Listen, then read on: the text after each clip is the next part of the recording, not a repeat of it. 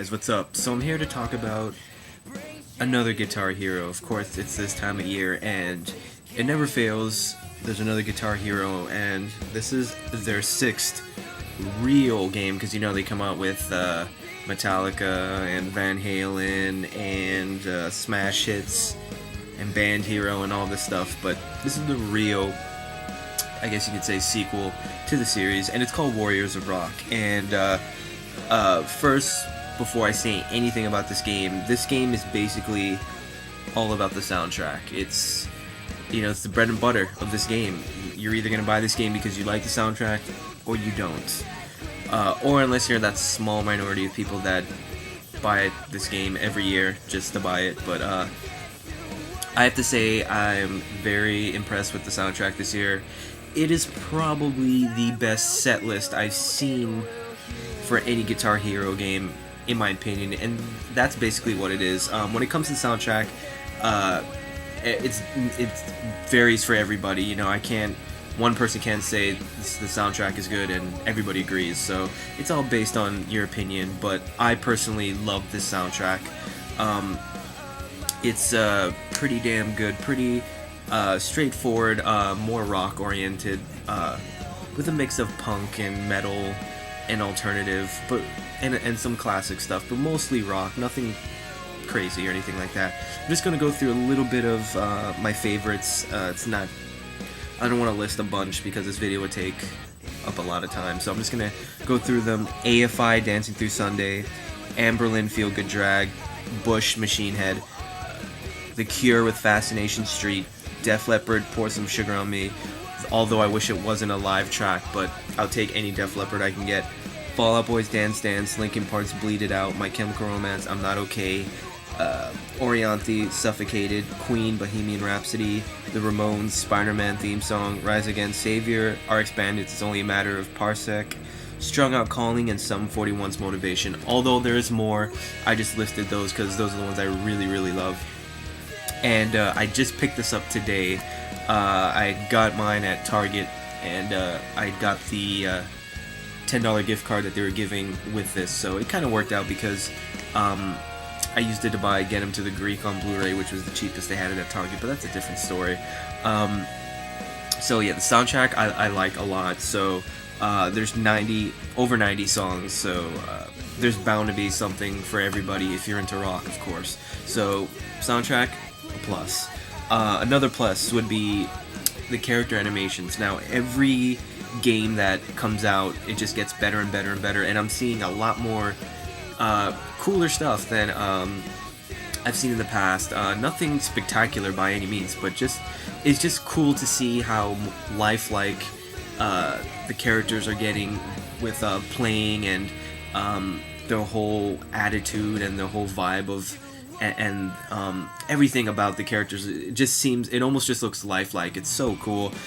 From the drumming, where it's a fast drum beat, you start seeing the guy going crazy on the drums, and you see some cool moves with the guitars and the vocals and the camera angles, how they're zooming around and zooming out on the characters. It's just really cool. I really like it. It's just the little things like that I think are really cool, so dig that.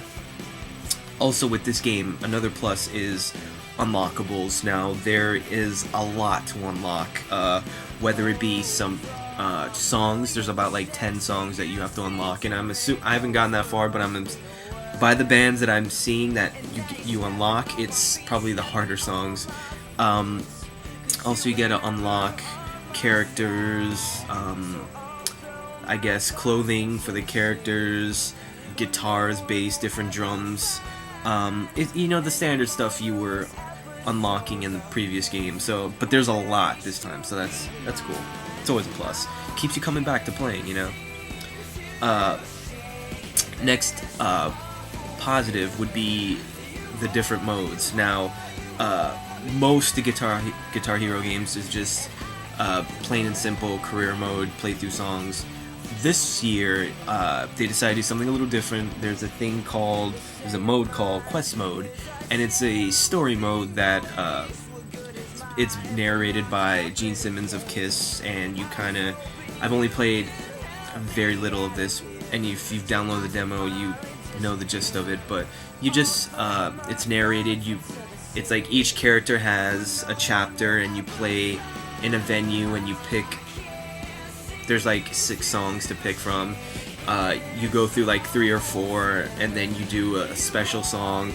But in that special song, your character turns into a super form or whatever it is of that character, and so forth. It goes on, and you play as different characters. It's different, so there's that. There's also a career quick play mode, which is kind of like the career mode from Guitar Hero 5, where it's a bunch of songs and you play through them, and there's different challenges to complete through each of the songs.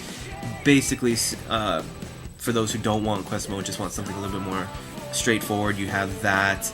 Although none of the songs, except for the unlocked songs, they're all available basically, except for the, like I said, the ones you have to unlock, but you gotta unlock those through quest mode. So, and then there's party play, which everybody seems to love from the last game, where you just go to party play and you play through different songs, and it's just basically that.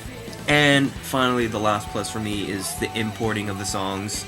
It's standard by now, but yeah, you can now import Guitar Hero World Tour, Guitar Hero 5, Band Hero, Smash Hits, and Metallica, and they're all importable.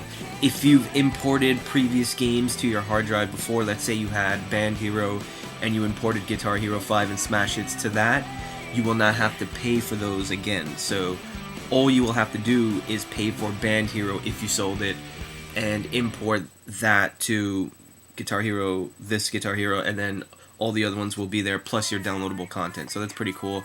You'll pay a fee. It's about 400 points, but you know, if you want that sick guitar set list, then you know, you just got to do it. I did it, so and there you have it.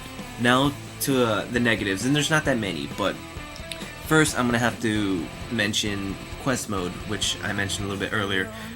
It's okay. I expect a little bit more. It's kind of basic with just a little bit of story. The story's not in depth or anything. It's not like you're watching a cutscene or anything like that. There are little cutscenes here and there, but it's not like, you know, you're watching Metal Gear Solid or anything like that. So it's a little basic. It's okay. I mean, it's cool to have something different, but. And I'm a little disappointed that you can't use created characters into the story, or they didn't incorporate you creating a character as part of the storyline. That would have been awesome, because I'm big on created characters, and if they would have put that in there, that would have been pretty cool.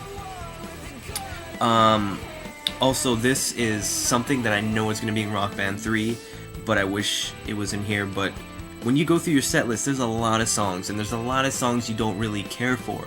Now, I wish there was a way that you could make some kind of a list of all the songs that you want, or that you only want to see for the most part, and then you just choose from those songs. Because I know you can create a playlist, which I did, that consisted of like 70 songs, but you have to play through the whole set list. It's not like you can pick and choose from that set list what you want to play.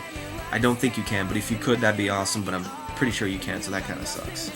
And lastly, I wish they would focus more on create a character, more customization. It's pretty much majority of the same stuff throughout the last 2 games, with a little bit of new stuff. You'll have a little bit of new hairstyles, maybe a little bit more outfits, a little bit more guitars and stuff like that, but it's not like crazy. It's not like Rock Band, where it's, you know, a bunch of stuff. I wish it was like that. And same thing with tattoos. It's very basic with the tattoos. It's like the same tattoos from the last 2 games, which is kind of a bummer, but, you know, I can get over that. But for the most part, I'm really enjoying the game so far. I'm having a blast with it. Guitar Hero is usually really fun, but this one is really, really, really fun. I'm really digging it a lot. And on a plus, it comes with the Soundgarden Telephantasm Best of CD. I don't really care for them. I don't really like Soundgarden, so I guess it's just a bonus. But for those who love Soundgarden, there you go.